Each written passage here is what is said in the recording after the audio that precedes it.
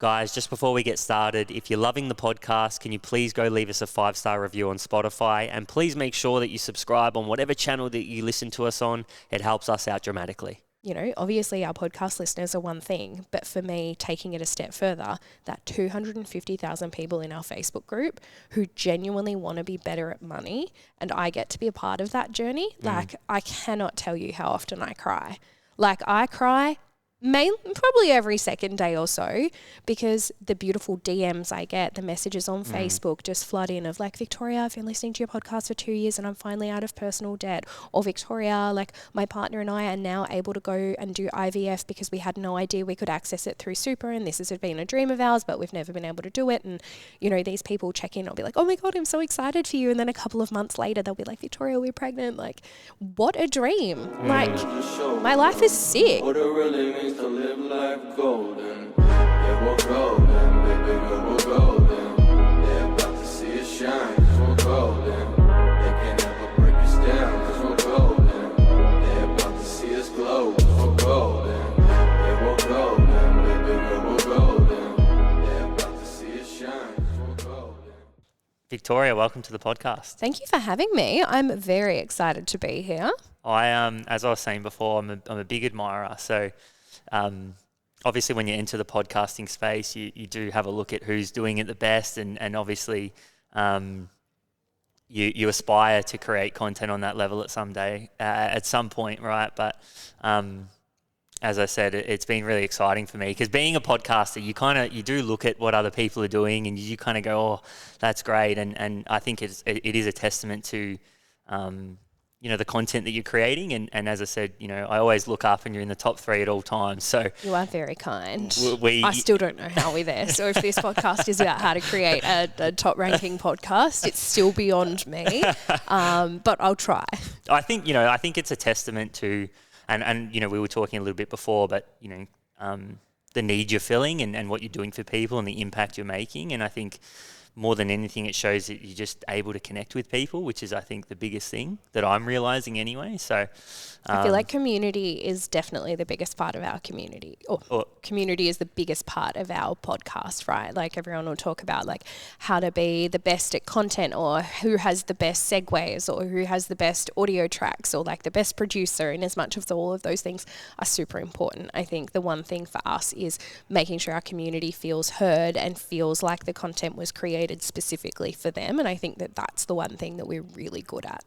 Yeah, definitely. And you know, us just starting, you just mentioned it, like you do focus on a lot of those little things, right? Like the segues like it's and the so intros easy to compare yourself and be like, oh my gosh, if we change this, like at the end of the day, listeners don't care. Like audio producers do, I do, now that I'm so into it, and I really notice it in other people's podcasts, but that's not why people consume content, right? Yeah, 100%. And you just mentioned it. Like, one thing we're realizing is it really is about community building and interaction and making the listener feel like they're a part of something and so on. So definitely get that. I'd love to start with how it all started. You know, I think, you know, building such a powerful platform that you have, I'd love to kind of hear about how it started and you know, potentially how you kind of come to this realization that it could be a business, you know, opportunity. Accidentally, I think, is the way that I became a podcaster.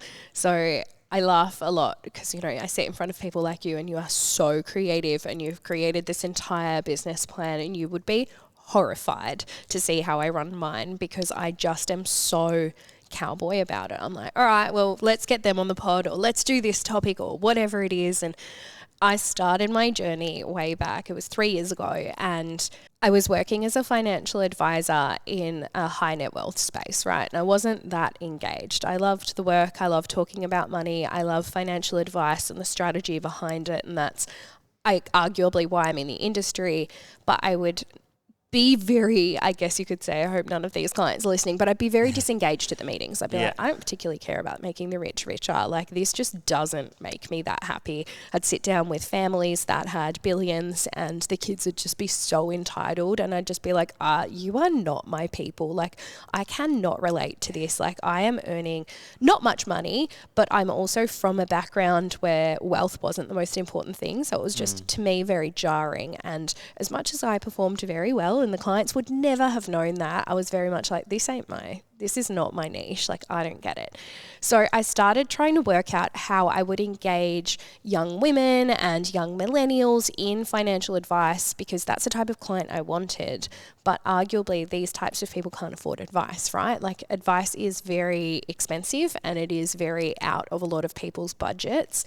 And so I was like, what can I do to, and I wasn't as structured. Looking back, I see this is what I was doing, but I just wanted to find something that kind of nourished me in a way that my day-to-day job wasn't. I was that friend as well that you'd sit down at brunch and I'd be like, all right, Kyle, so this week we're going to talk about compound interest. And oh my gosh, did you do that investing thing I told you to do? And you'd be like, no. And I'd be like, what are you doing? Yeah. So I was that friend that would accost her girlfriends at brunch and talk about money and finance. And I decided to do workshops. I was like, all right, well, what if I did like lunchtime workshops, and I'll go into different businesses and like I'll get paid for this is sick, and talk about finance. And so I started doing that, and they started getting a little bit of a reputation in like, I guess, the law industry in Melbourne, because I go to law firms and do these like lunch and learns. And that workshop was called She's on the Money. And so I did these She's on the Money things, and I'd talk about superannuation and investment and insurance to young women in law firms to be like, no, I know you're not going to put your hand up when other lawyers are around because you just don't know what you don't know, but you also don't want to tell your senior partner that you don't know what's going on with your super, right? So these took off, and I was, stoked about it, but had no idea what to do. And after these workshops, I'd get heaps of emails being like, oh, V, I forgot to ask you. Or, hey, V, I feel really excited. I just checked my super and like I've rolled them all together. And I'd be like, oh my gosh, this is so cool. But those are the conversations I wanted everyone else to see. So I created a Facebook group, and I said, if you've got questions, like pop them in there and we can have these chats. And that kind of blew up really quickly in a way that I wasn't anticipating. And when I say blew up, like I've got a fair few tickets on myself. I remember the day we hit 1,700 people in that group, and I was like, this is the most amount of people I've seen in my whole life. And Financial Advisor Victoria put her hat on and was like, if I could convert 5% of these into clients, I've made my life. Like, this is going to be great. So that's kind of where She's on the Money came to. And at that point, I asked my Facebook group, what do you want? Like, how do I, nourish you? How do I give back to you? And I guess that's why I always say, like, it starts with community, and it's always about community, because that's literally why it was there. I didn't know at the time that I was creating a business. In fact, I hadn't even conceptualized that. I knew I had Zella, which was financial advice, and I was like, that's that. If any of these people convert, I'll be super stoked. And so I asked them, and they said, video. Can you make YouTube? And I was like, no, absolutely not. I do not have the confidence to do that. Yeah, anything else. And someone mentioned a podcast. And at that point in time, I had a couple of friends who were working in the podcast space, and I was like, all right, like this could be fun. I could do a 12-episode season, and it would just be the basics of financial literacy. And then in my community, I could always refer back to it.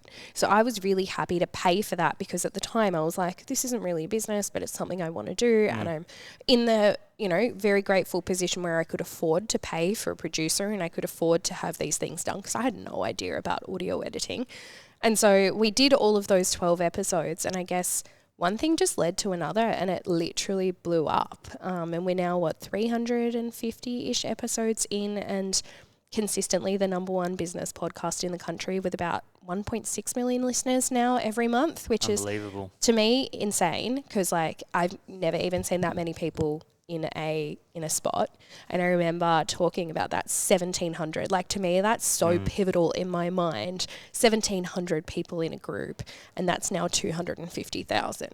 So we have created this business around it, but the podcast definitely came before the business side and before commercializing it. Like, that first season of the podcast cost me a lot of money to produce, and I didn't even know about sponsorship. I didn't even know you could make money in this space. I had literally no idea.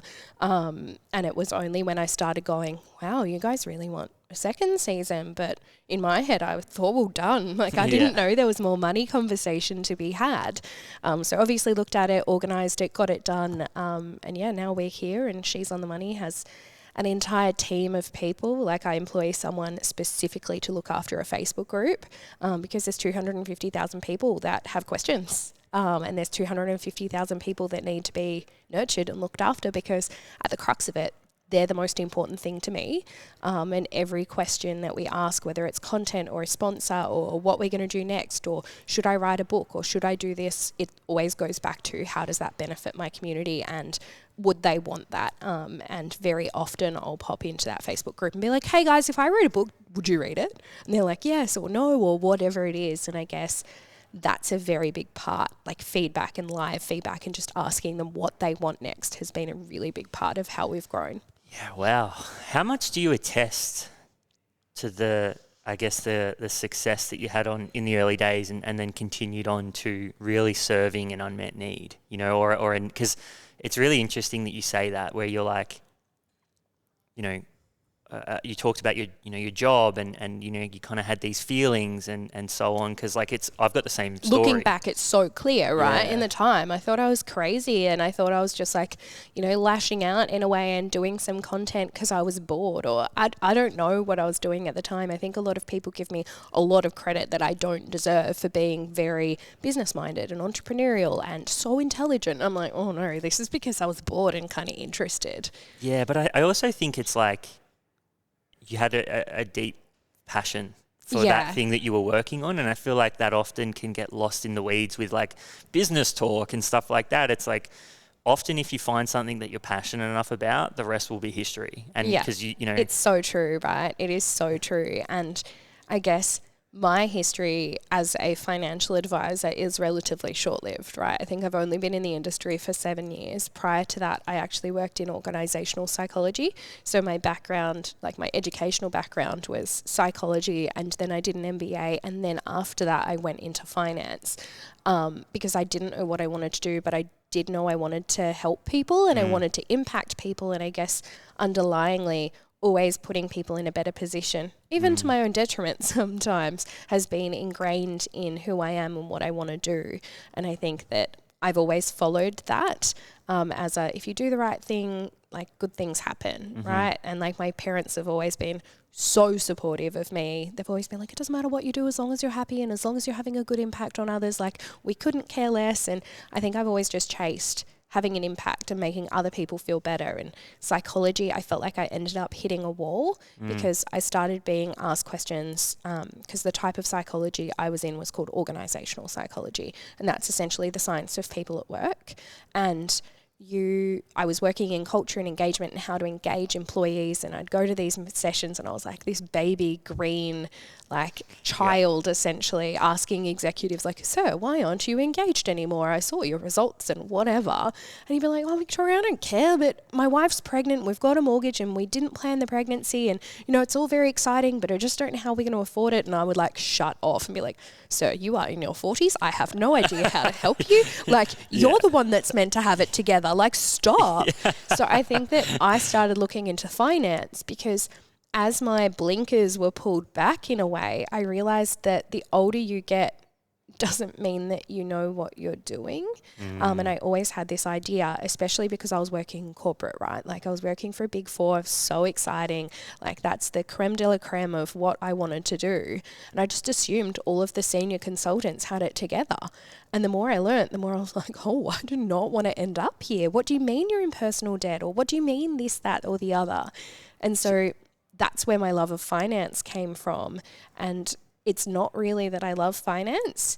It's that I took this passion of psychology and wanting to help other people and partnered it with something that I knew could turbocharge that, because there's not one bad thing that can happen when people are financially literate. And if I can teach you how to do that, like everything in your life becomes better. Your mental health, your physical health, your spiritual health, like your relationships, your work, like everything is better if I can teach you the basis of financial literacy and actually how to interpret that.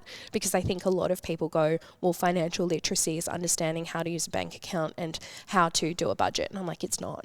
It's absolutely not. So I think that when I realized that that was kind of, it sounds a bit fluffy, but I realized that was a bit of a superpower. I was like, far out. Like I can change lives here. And that's what I was trying to do in psychology, but you know, not getting that far with execs. that's when I think I really wanted to start impacting millennials and women and changing their money stories.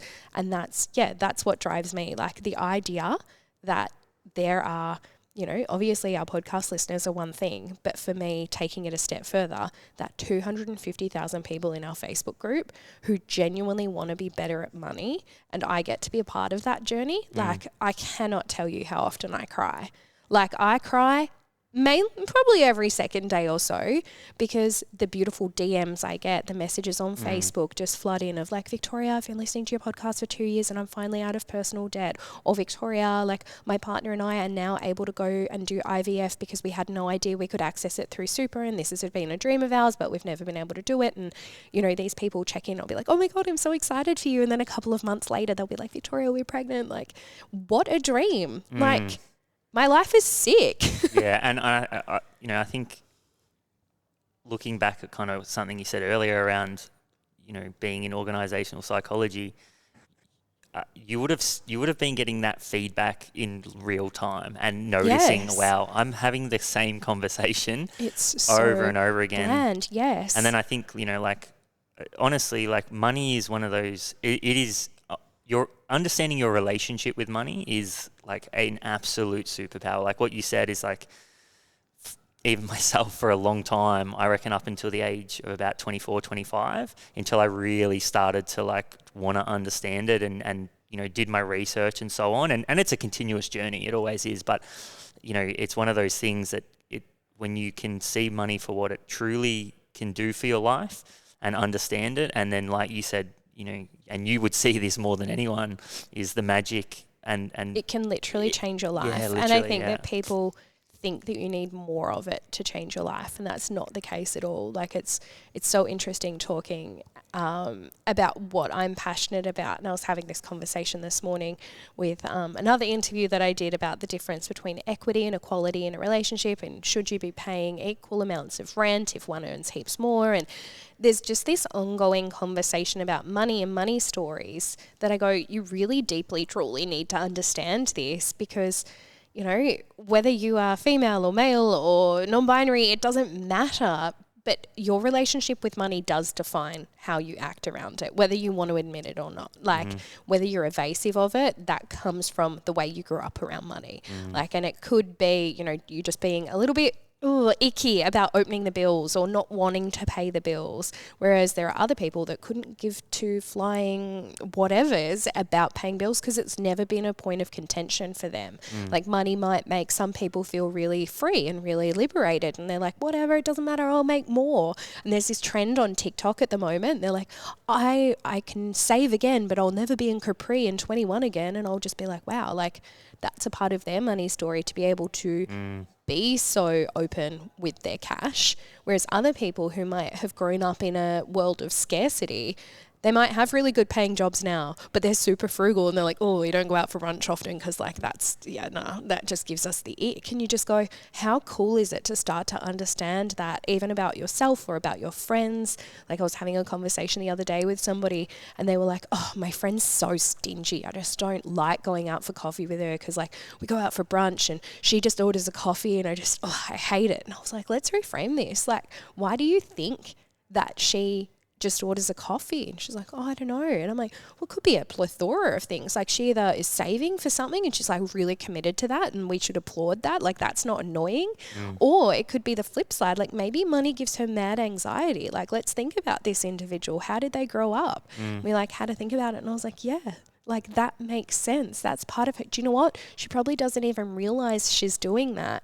She probably just thinks, oh, I'll just order a coffee because it's the cheapest, even though she can afford it. Like understanding financial empathy, which is like a term that doesn't exist, but I'm just going to coin it, right? Yeah. Financial empathy is not going, oh my gosh, sorry, Kyle, like that's so bad, I can't believe it. It's just going, wow, I can see how you'd see that.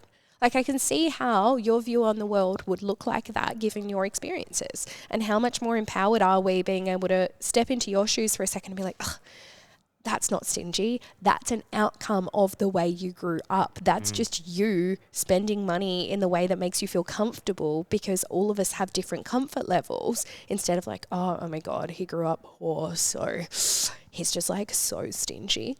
Like that's a dick conversation. Yeah. And I think, I mean, look, and that takes a level of self-awareness to be able to do that as well. So it kind of Yeah. talks to the relationship of being able, I mean, look, having empathy in general. For anything is Yeah. hard, but I think it's also money. You can't have financial empathy without understanding your own circumstances 100%. because money carries, and it shouldn't, but money carries such judgment. Whereas from my perspective, money's a tool. It is a tool, and we allocate that tool and that resource to the things that are of value to us. But so many of us don't even know what our own values are because it is just too much of an overwhelming conversation to have. So we stick our heads in the sand, ignore it, find out that we're 45 one day, wake up and go, oh my gosh, I haven't done any of the things I want. And you try to do it then. And it does feel sometimes a little bit like no such thing as too late ever.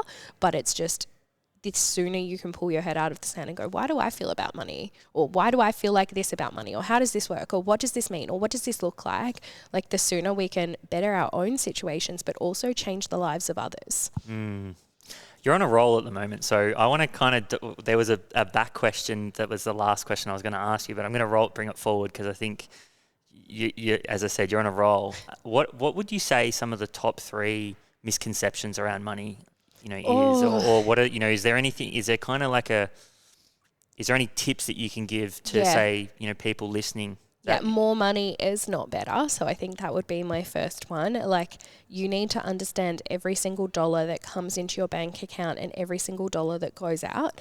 And I could probably say to you right now, Kyle, how much do you earn? And you'd be able to tell me.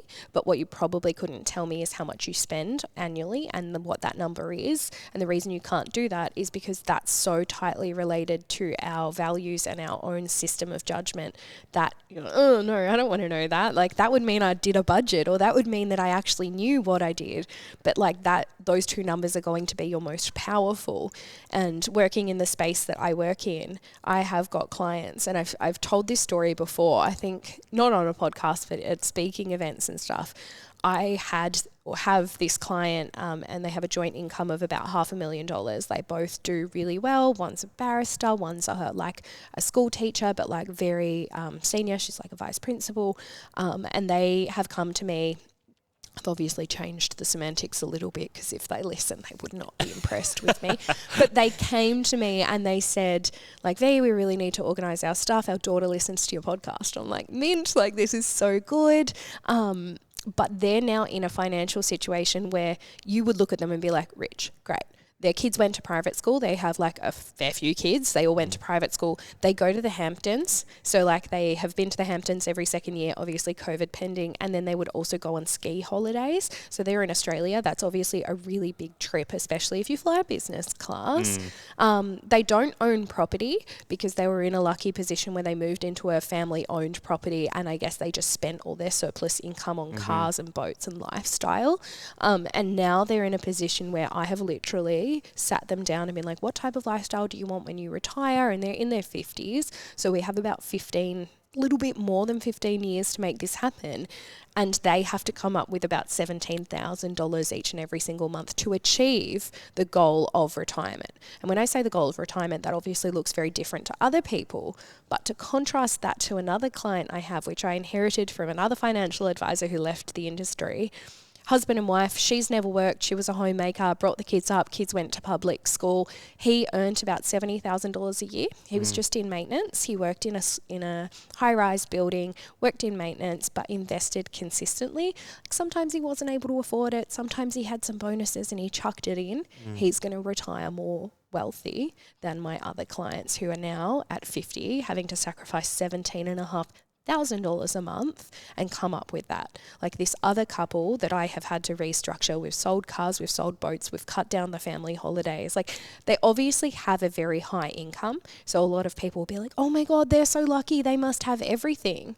But like my other client who was always on about 70 grand a year, like at the end of his career, maybe closer to 80, but did well and invested consistently is going to retire more wealthy.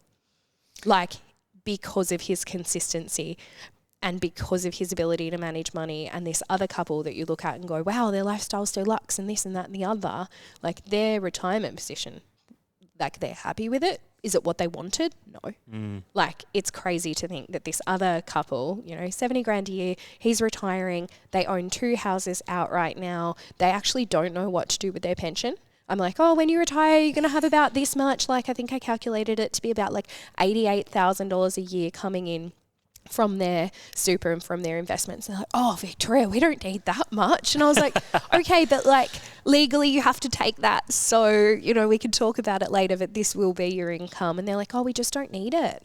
So it's so interesting contrasting and comparing that. So that would be number one in a very long-winded way.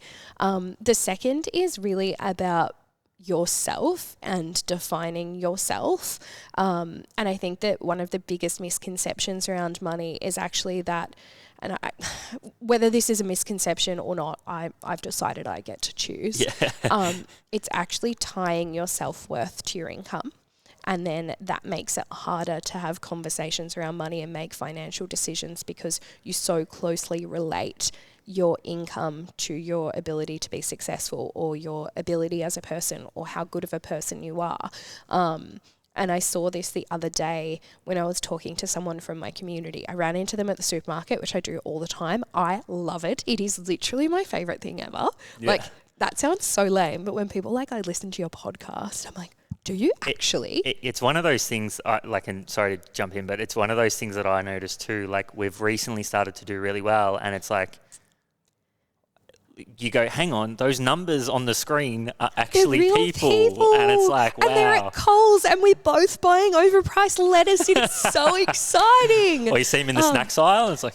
Yeah, don't judge me. Don't judge. Like, me at the supermarket, not glamorous. But if you do see me, say hello. But it's cool to think that the community has come alive, and I suppose they're the reason why I'm successful. But then also I look at She's on the Money, and I don't see She's on the Money as me. I see it as a team. I see it as my community. And they're like, I love She's on the Money. I'm like, girl, me too. Like, I'm obsessed with it. So it's just... it's so cool. But I ran into her and I was having this conversation, and I hope she's not mad at me for repeating it.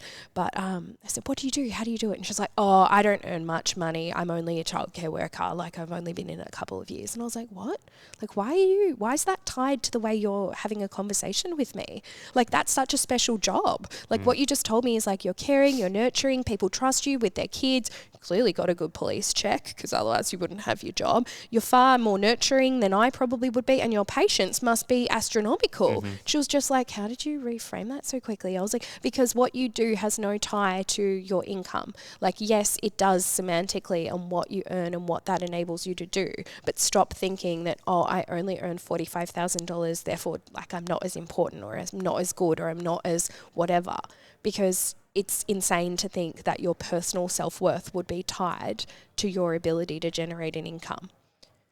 And like, so I can, I guess, relate this to business as well, in a sense. Like, in the past, I've dealt with a lot of business owners. I used to be in consultancy, and it's inevitably your actions are heavily tied to your belief system and the story you tell yourself, right? So the crossover to money must be impeccable, in terms of, hey, like, stop telling yourself this story, because that's the thing that's actually stopping you taking the action. Yeah, and it's a way that you judge yourself, but it's also a way you judge others. Like, I'm sure if I divulged exactly how much money I made, like, you might be like, oh, well, if it was a high figure, you'd be like, oh, wow, like, what a wanker, like, she earns so much money. But on the converse, if I said, oh, well, last year I only made $10,000, you'd be like, oh, I thought she was better than that. Like, somehow you tie other people's self-worth to money, and I think that that's the biggest misconception, because it's just a resource. Like, why is this resource tied to my self-worth? Like, why aren't we talking about how kind and nurturing and empathetic and generous people are, as opposed to what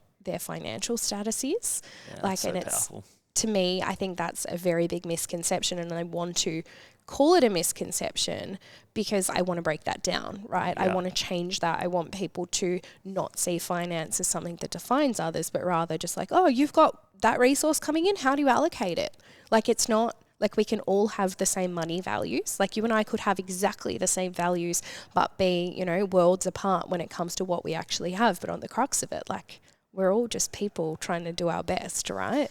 Yeah, and so, we mentioned before about Steph and Laura, and one of the points they made was almost, I wonder how many people kind of didn't get to or reach their potential because of because of finance, right? Yeah, or, and more importantly, the story they tell themselves, like, I'm not good enough. And it comes down to those, stereotypes or those judgments that, we can make against other people, and the judgments we also put out into the world that affects someone else, So, and I think you see that, and you'd probably see this as well. Like, one of the biggest realizations for me is actually the conversations I have with my team, because now I feel directly responsible for them. And it's like, if I say the wrong thing, like, they can go up into a ball, and that's probably given me more self-awareness with every conversation I have now, not just, and it kind of shook me a little bit. I would love to think that I'm a good manager. Maybe not. Maybe I am. Like, I do have really good, close relationships with everyone on my team. But I think that has come from, I was in consulting as well. And consulting, we could have an entire podcast on the culture of that. But having bad management taught me a lot about who I wanted to be as a manager and who I needed to be for my team to flourish. And, I feel very honoured when my team tell me things that are going on in their personal life or things that are affecting their work performance or whatever's going on. And I just go far out, like, I must be on the right track at least, because there's no way, 10 years ago when I had a manager, I would have been comfortable having that conversation. Whether that is, just like their mental health or their physical health, or, I've got a team member who's like, V, I really need to chat to you. I've got this health complication coming up and I'm going to have a whole heap of doctor's appointments. I'm like, go get it. Like, that's fine. But imagine having that conversation in corporate. They'd see it as some kind of, he's not that committed, or, don't put him on that. Like, I'd end up on the bench for stuff like that. So I think it's really interesting watching your team as well. But I think from my perspective, I think it's also a lot about respect, and a lot about going, I want to respect you so much because I get that back from them. But also, like, imagine choosing to work for a small business. Imagine choosing to work for someone like me who basically can be a nightmare sometimes to get a hold of. Yeah. But, like, they're still here building my business with me, and, they have the same vision I have, and that's really cool. But you're right.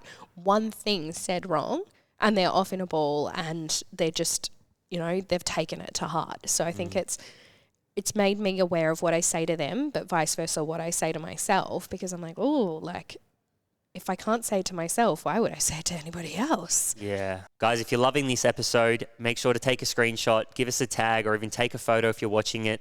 Give us a tag, help spread the love. It helps us out dramatically. Guys, I want to say a massive thank you to our major sponsors, BizCover.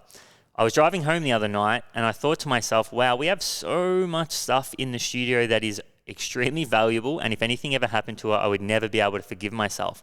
So I needed contents insurance. By the time I got home, within 20 minutes, I was insured. There was no paperwork, and it was literally one of the easiest processes I've ever gone through. And that's the beauty of BizCover.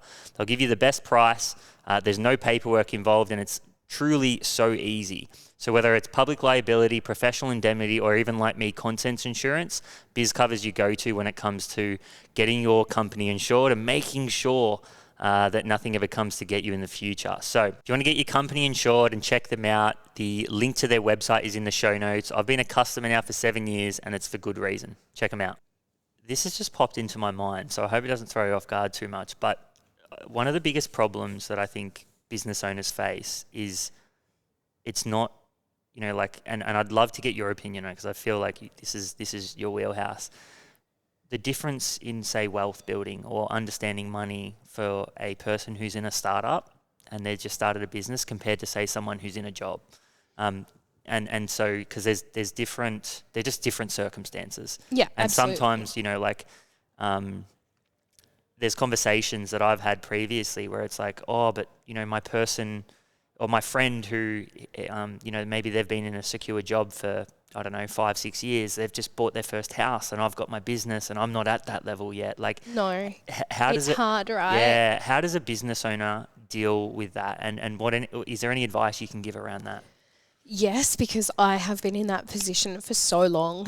And I am so eternally grateful, for my partner having supported me to do what I do, right? Because for a very long time, I wasn't bringing home an income because everything I earned was being reinvested back into the business. And I would compare myself to my friends who'd stayed in consulting. And in consulting, like you can go from, being a grad to earning absolute bank. And I was surrounded by people earning a lot of money who had a very luxe lifestyle, and I'd be like, oh, I'm not good enough. But like the one thing you forget is that you're investing in your business.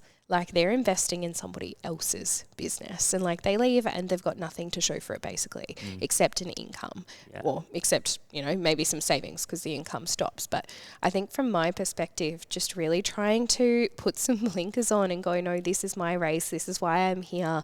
Like I don't want to be on somebody else's path because that's too crowded. I've got my own. It can be really overwhelming, but wealth creation when it comes to individuals who have a PAYG job versus business owners is very different. Even at the crux of it, if you came in as a client, if you've got a PAYG job, I'm like, yep, no problems, let's sit down. What type of investment do you want to do? Like, let's talk about this. I'll do their risk profile and we might end up in a share portfolio that's, really well diversified and they're making wealth and they've got great incomes. But on the flip side, when I have a business owner come in, I'm like, all right, Kyle, sit down. Like, tell me about your business. How long have you been in it? Have you got good business advisors? Like, what's your accounting look like? Is that really clean? How much money goes back into the business? Why, when, where, how? Like, there's this whole complicated conversation. And most of my small business owners don't then have that share portfolio because their investment is their business. Their investment is themselves. I think the one thing I would say to small business owners, and I know this is very hypocritical because in complete transparency, I didn't do this for a while, but you really need to be paying yourself super because it's about making that a business expense, because at the end of the day, like, this is going to sound savage, and as a small business owner, like it's a reality, right? That most small business owners don't end up succeeding. Most small businesses don't end up making it past that 10-year point. So what are we walking away with? We really need to make sure that we have a solid, steady standpoint so that you are paying yourself super. So that if you do have to go get a PAYG job or do another business or do something else, there's still that base level of I've looked after myself. It's a hygiene factor. How can you look after anybody else or have a nurturing business that is able to thrive and grow if you're depleting yourself? Like, it is so counterintuitive. And I know that, at the very start, and I say this is why it's hypocritical, right? Because I didn't pay myself super. But at the very start, you're like, Victoria, I literally have nothing. And I go, great, let's just make it a line item. Let's make it sure that it is on the balance sheet. Let's make sure that it is in the budget, because once you do have cash, it needs to be paid. Let's keep it at front of conversation. Like, super, is it a priority? Yes. How are we going to invest to make sure that you're financially secure? I think it's really important. There's actually a book that I read, and I can't for the life of me think of the author, but that's okay. We will get there, but it's called Profit First. And I've read it. Like it? It's a Bible. Yeah. It's a Bible. It is just, that I feel saved like me. that tips everything that we do as business owners on its head to go, no, if you're not nourishing yourself, in more complex business words, because it's obviously written by a very smart, very articulate businessman. But if you're not nourishing yourself first, how are you going to grow a business? So it's all about making sure that you're putting money aside for you and searching for, wealth creation opportunities for you as an individual at the same time as growing a business. And if a business owner hasn't read that, I've lost count of how many copies of that book I have bought and given to people. It is that, because I used to be a sole trader, and I feel like when you're a sole trader, that is also one of the hardest. I never paid myself super, and only once I started a company. Because it doesn't feel like a priority, right? No, it doesn't. And honestly, like it scares you for so long, and it's one of ththose things you sweep under the rug, and it's one of those, dragons that'll come back, twice as big a year later and 2 years later and so on. And it's only once I started a company that it shifted for me, because I started to, I put myself on PAYG, and then all of a sudden it's like, it's a different story, right? Yeah, it feels a little bit different. You feel forced in a sense. Like, now I have to do it. So yeah. But yeah, definitely, I 100% agree with that. That's one of the things I struggled with for a long time, and lucky enough, my accountants put me on the right path once I ended up switching over. So, but yeah, 100%, totally agree. And that book is just, it's such a big mental shift.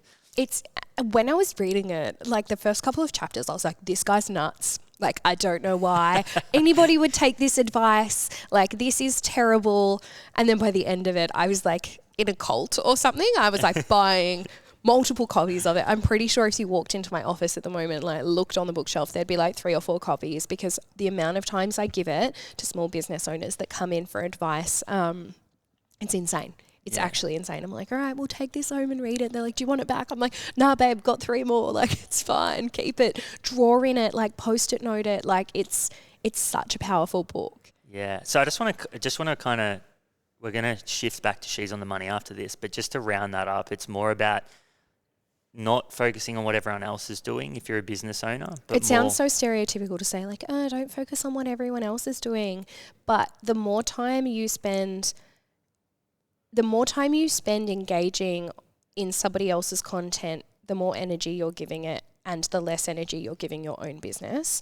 And I think, there's, I guess I'm a little bit fluffy, but like, I think the things you give your energy to grow. And if you're giving your energy to other people's businesses, or you're giving energy to, your friend's PAYG job, those things are just going to get better while yours stays stagnant. Yeah, and I think that you need to channel more energy into your own business and really be clear on why you're doing that, because as a small business owner, like, there are so many benefits to it that your friends are probably looking at you going like, oh my gosh, Kyle's killing it. Like, I don't understand. Like, it's not about how much money you're making. Like, it's about the freedom and the change and, everything else that you get with it that I think is really important. So I think sometimes you've got to, and I'm guilty of this, like, I have the biggest imposter syndrome in the entire world. Like, it's insane. Like, I'm just like, are they going to find me out? They're going to work out that I shouldn't have a podcast. Like, I genuinely feel like sometimes someone will come knocking on the door and be like, you're busted. And I'll be like, oh my gosh, I know. But then I look at it and I'm like, no, I'm meant to be here. Don't know how I'm still here, but I think regardless of how successful you are, everybody suffers from imposter syndrome, and like, you need to kind of shake that and just give energy to the things that you want to grow, and arguably that should be your business. I feel like it's great when you talk to other business owners too, because you realise that everybody's just winging it. Yeah, we're just making it up. Like, people, honestly, and you were talking about She's on the Money, and maybe this is a good segue back there, but people always like, oh, what was your strategy with She's on the Money? And I'm like, babe, I hadn't even heard of the word strategy in relation to a podcast until literally you asked. But yeah, I think it's really interesting, and I have always seen the most growth in my business and the most growth in She's on the Money when I'm paying absolutely no attention to anybody but my community. Yeah, okay. And nowadays, like, even at the moment, I'm probably a little bit hung up on watching TikToks and seeing what's going on and seeing what other people are doing on Instagram. And I'm going, oh my gosh. And I mentioned to you before, I walked into your studio and I was like, wow, they have a full video set up and I don't do that. And I really should do that. And like, that's just not helping me grow. Whereas the periods of biggest growth for me in business have always been when I've been a little bit insular and been like, oh, here's this idea. I'm going to ask my community, do they want that? And then I've gone for it and built it or changed it or done it. And I probably need to learn from my own advice, really. But I think that a lot of us get off track consistently because we're so, I basically am, a meerkat. I'm like, oh, what are they doing over there? And I've got my head over the fence when really I should be looking at the grass I've got.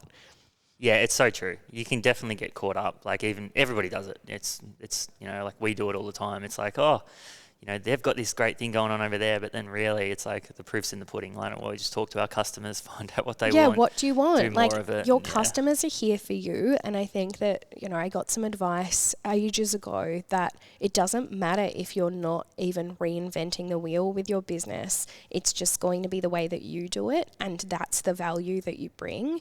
And your customers and your clients and your community are there for you. Like, yes, you've got a service that you provide, but they could have gone and got that service anywhere, right? Like, as a podcast, like, I would assume that the same is true. There are so many money podcasts out there, and you can go and get financial literacy anywhere. Like, I wish I could say I'm reinventing the world with financial literacy. Alas, it has existed for eons, and like, there are so many great free resources, right? Like, Money Smart is one of my favorite websites. It's a government-run website with endless information and free budgets and tools and calculators.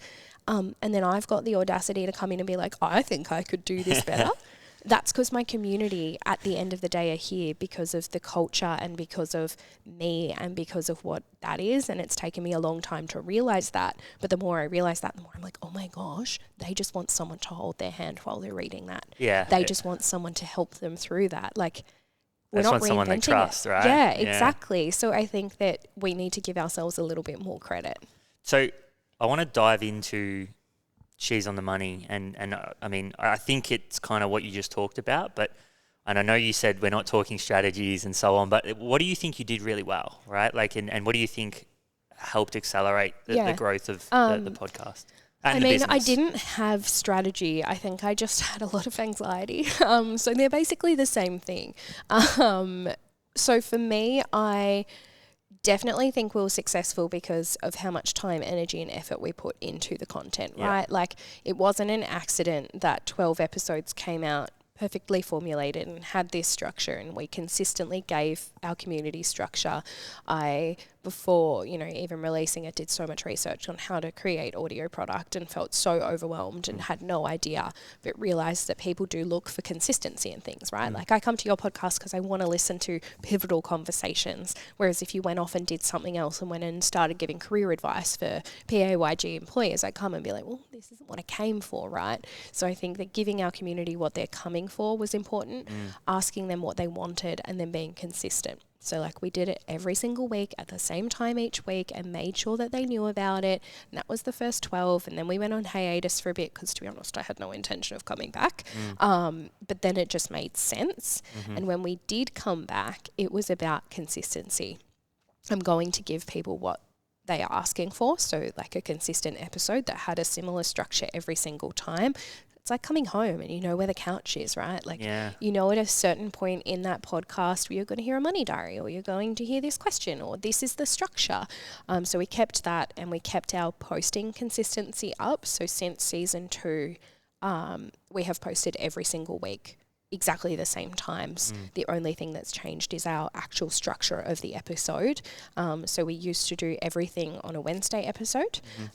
We'd do like a little catch up at the start. We'd then do like our deep dive and money questions, and then we would have a money diary. And now those have been broken out to 3 separate episodes each week. So we've got Monday, Wednesday, Friday content. And people have, you know, people didn't like that, to be honest, when we changed it, because people don't like change. But now if we changed that again, I think they'd be up in arms because they now like the new format. But it was about educating the community and taking them on that journey and saying, we're going to go and change the structure. Don't worry. You're going to get all the things you know and love. It'll just be on different days. And I think that that really helped. So communication. But I think we also are in a very lucky position where we started 3 years ago when podcasting wasn't massive. And then we filled this void that, to be honest, didn't exist when I started. I say there's lots of money podcasts, and I'm so good at comparing myself to those. Like, I see them and I'm like, oh my God, they're doing so well, instead of remembering that I'm the one that paved that way. And that sounds very entitled to say, but like, there weren't money podcasts when I started. Like, there was My Millennial Money, which is run by a good friend of mine, Glenn James, but that is a very different structure and a very different community to the community I run, which purposefully exists to financially educate women and minorities. And when I started, I couldn't find anything like me. Yeah. And so now these things exist, and I'm so proud to think that maybe I had some level of inspiration in them. But I think that it was about finding my niche and loving it hard. Like, I found my niche of people, and you know how I said I had 1,700 people in the group?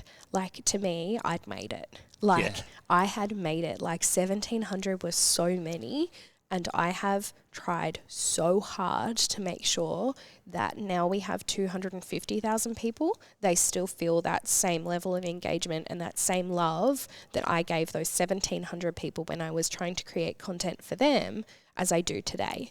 And that has been reflective in the way that we've hired and we've, grown. Like, I've said no to so many beautiful opportunities just because it would take me away from my community, and I just don't, at this point, I don't want to do that. One of my first hires was actually a community manager, which it probably shouldn't have been, right? It should have been, a content creator or somebody else, but it was actually someone to reply to each and every single message that came into our community. Yeah. It was somebody to make sure that in our Facebook group, we have pending posts, so you can't just post in our group. It has to go through our admin team. Yeah.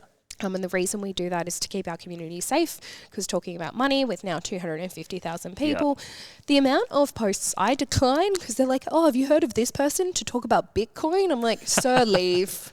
Please leave. So that's to keep the community safe, but I think they feel that. And I guess, growth to me was always about engaging my existing community in more ways, not necessarily growing the community numbers. And it's actually taken me a very long time to disclose what our numbers are. It's easy to find out the Facebook group because it's public and you can go find it. But for a very long time, even with our network, so we with ARN, I'd be like, oh yeah, can you just not publish that? Like, I don't want people to think that, we might lose touch or that we've lost touch or that there's so many community members, because it feels so wholesome, right? Like, you listen to She's on the Money, or I would hope that you listen to She's on the Money and you think I'm talking directly to you. Yeah. The second you hear there's 1.6 people a month, or the second you hear that there's 1.6 million people a month, you go, oh, maybe this isn't so special. So to me, those numbers were fantastic because, like, I know that we're having an impact and we're driving change and we're doing all those things.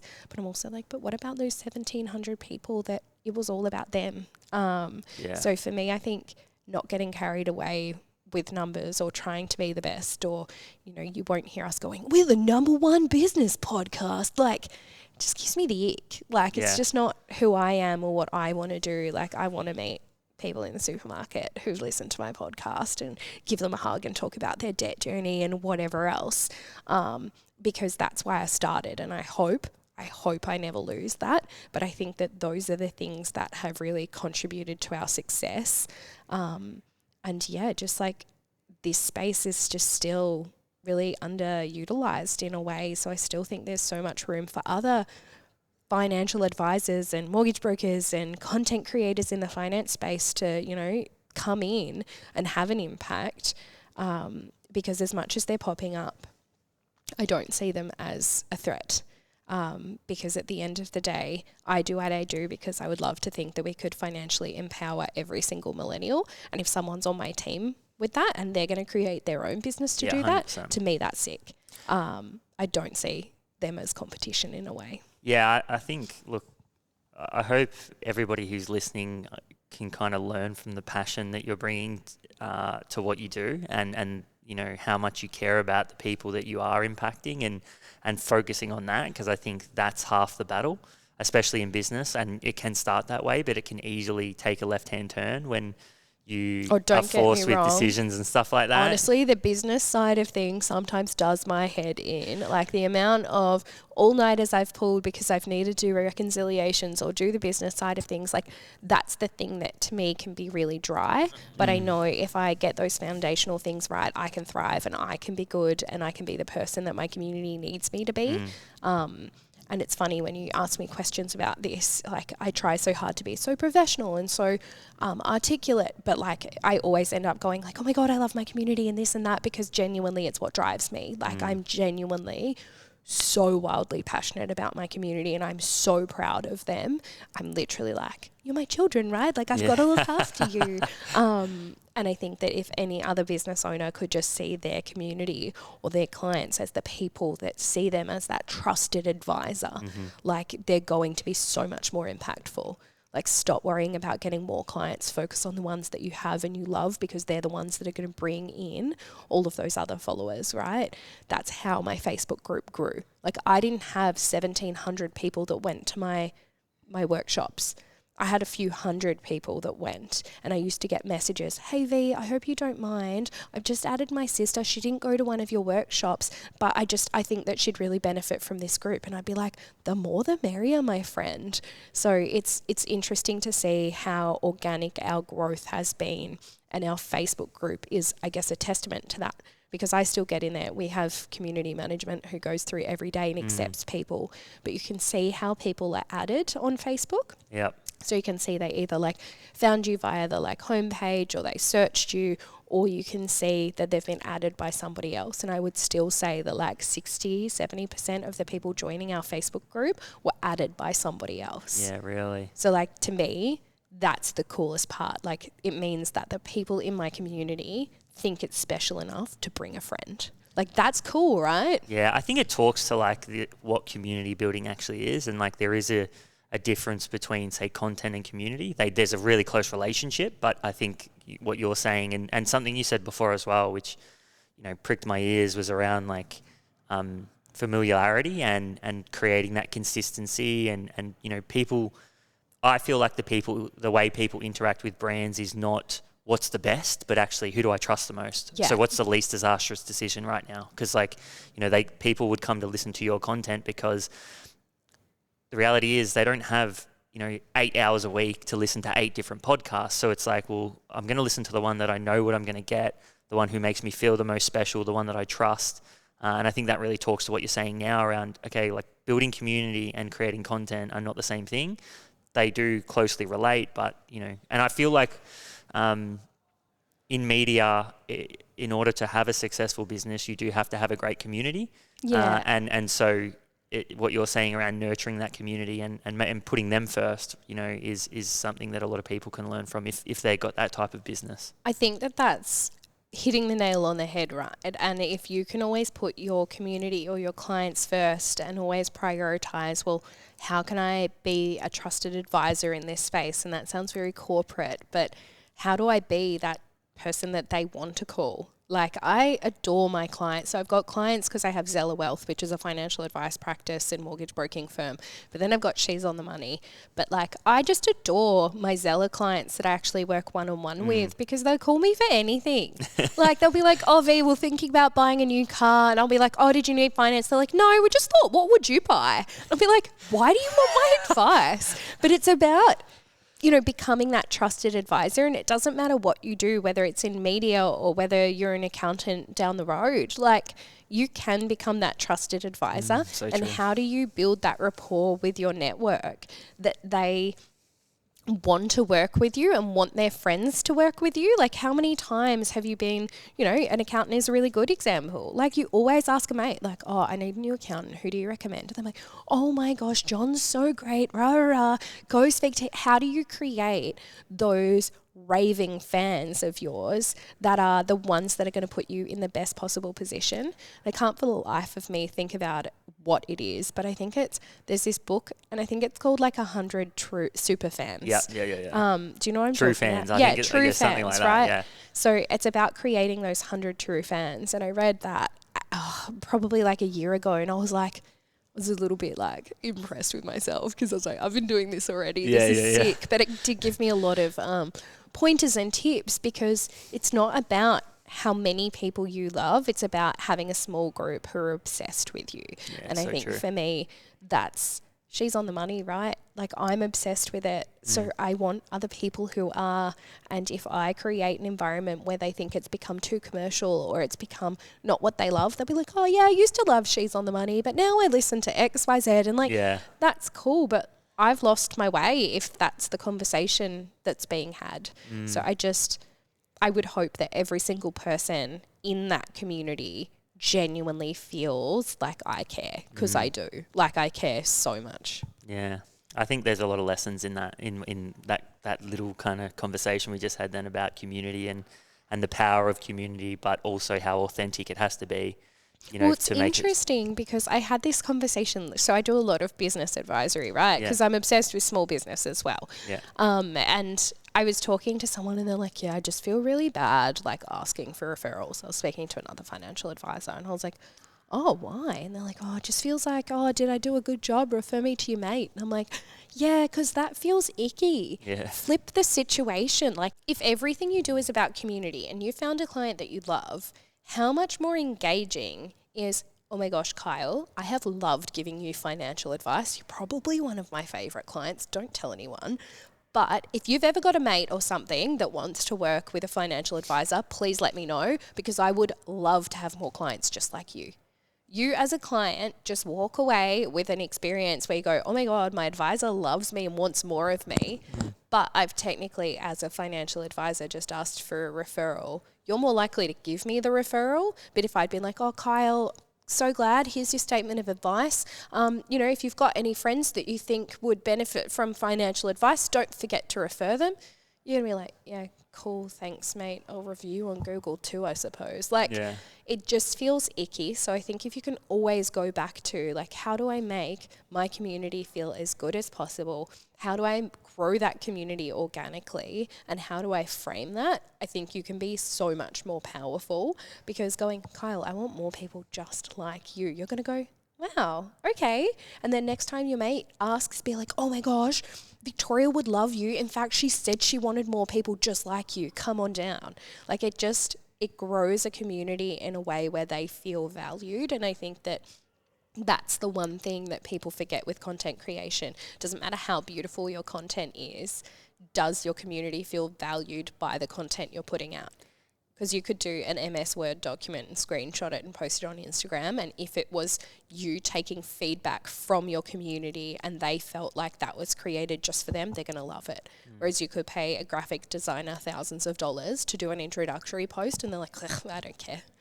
It's so true. It's wild. Content is wild. And the trusted advisor kind of thing, I think more often than not, if you're doing that part well, the referral side of it. They just come. Yeah. Like people want to give their friends and their family a good experience. Like they want them to be looked after. And if someone's had a good experience with you, they're very likely to go, wow, like you could give this experience to my friend. It's so true. Like I my accountant, that's me with my accountants. I'm like, everybody go over here. Yeah, it's like here, and it's because they made me feel that way, and they gave me the feeling that I'm looking for, where it's like I've got someone who's got my back. They're not just doing my best. They're not just kind of checking in with me, but they're actually got my back and actively help me do it. We probably have the same account.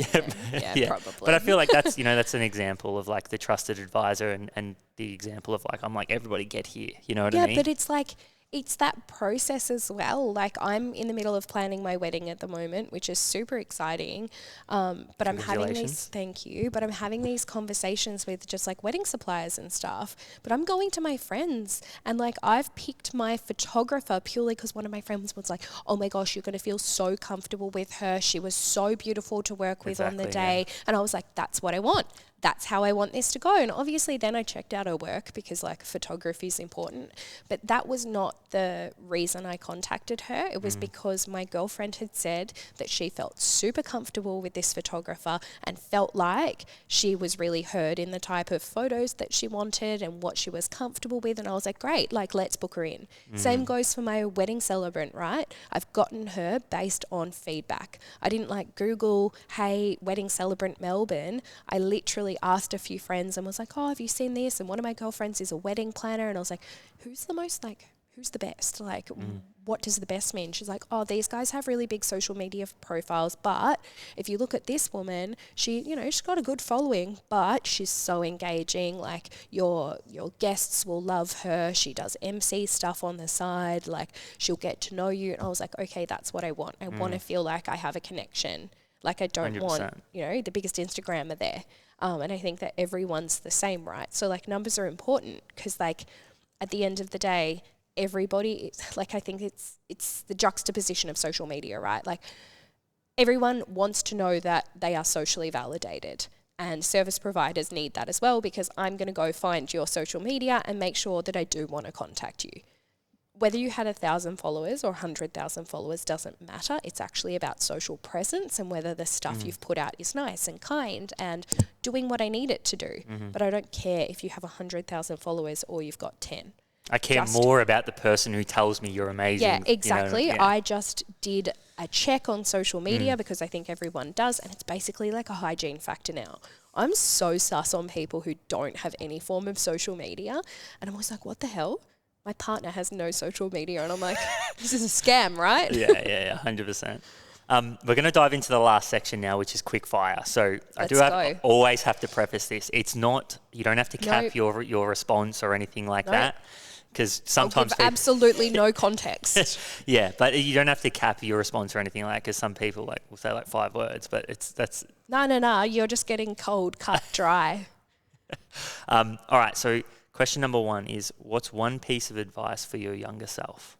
Oh, do you know what? I don't want to give her any advice because I think she worked it out pretty well.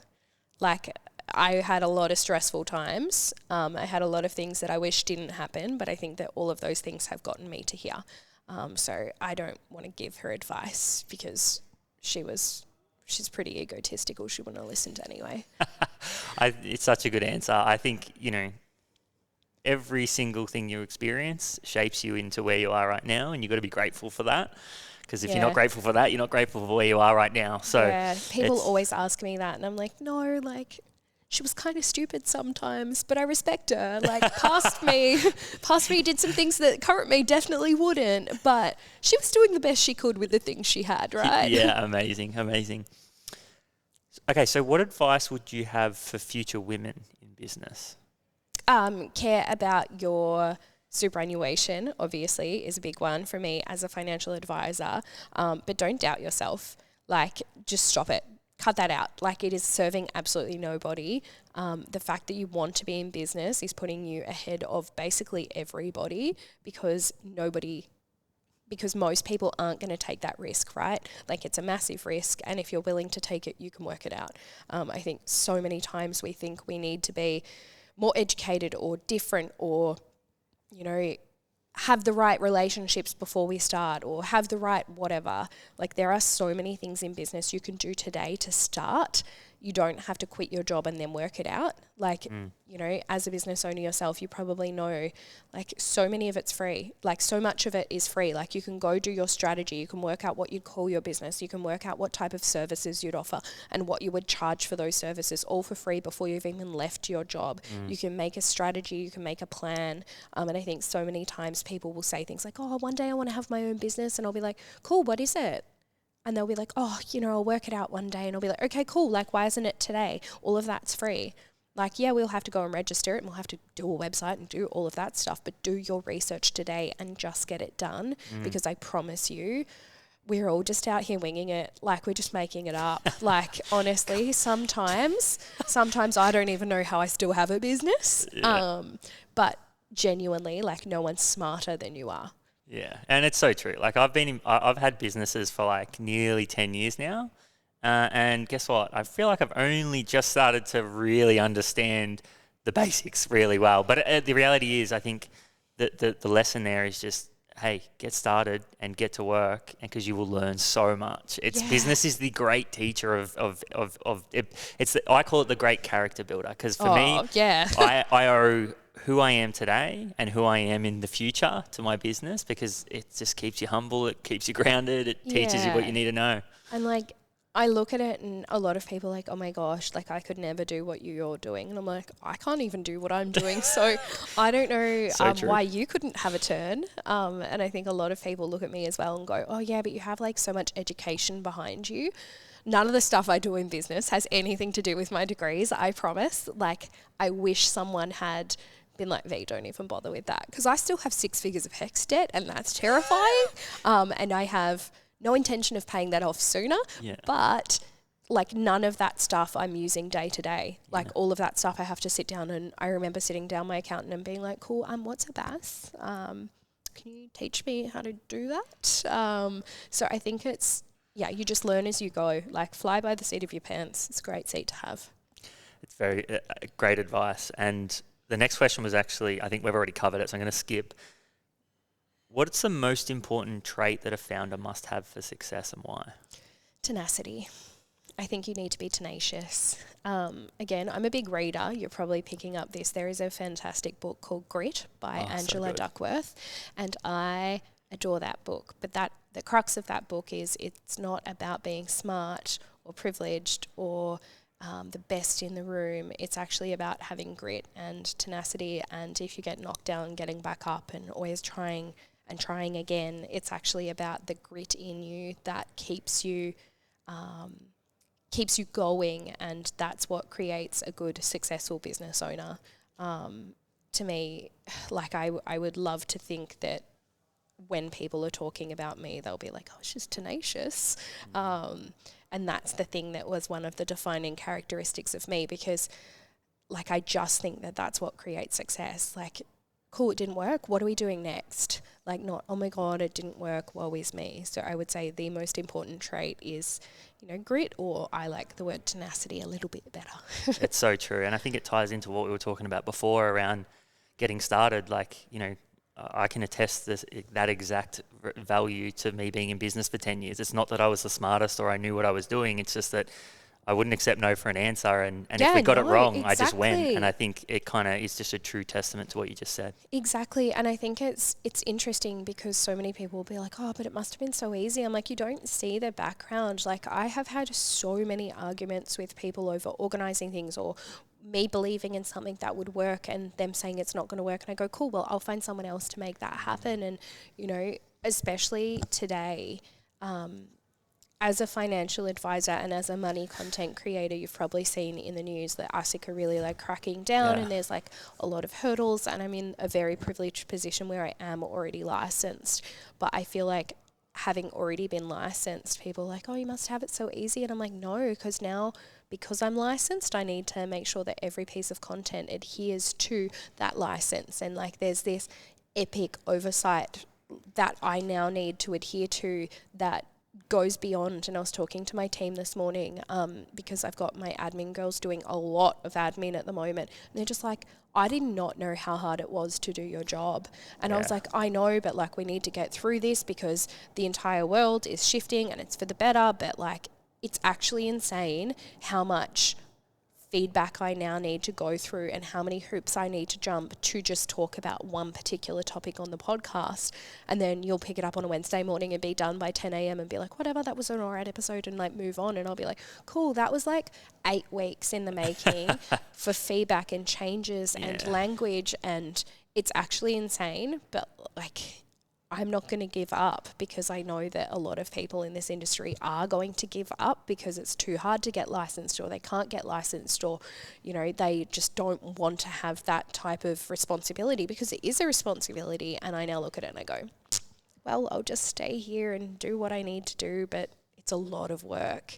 It would be so easy to give up. And this morning, I think I threw my hands in the air and I was like, I don't even want to be an advisor anymore. But I didn't mean it. I promise. Yeah, and I mean, 100%. And I must say that around you talked about regulation, but I've got some friends that are in the advisory section too, and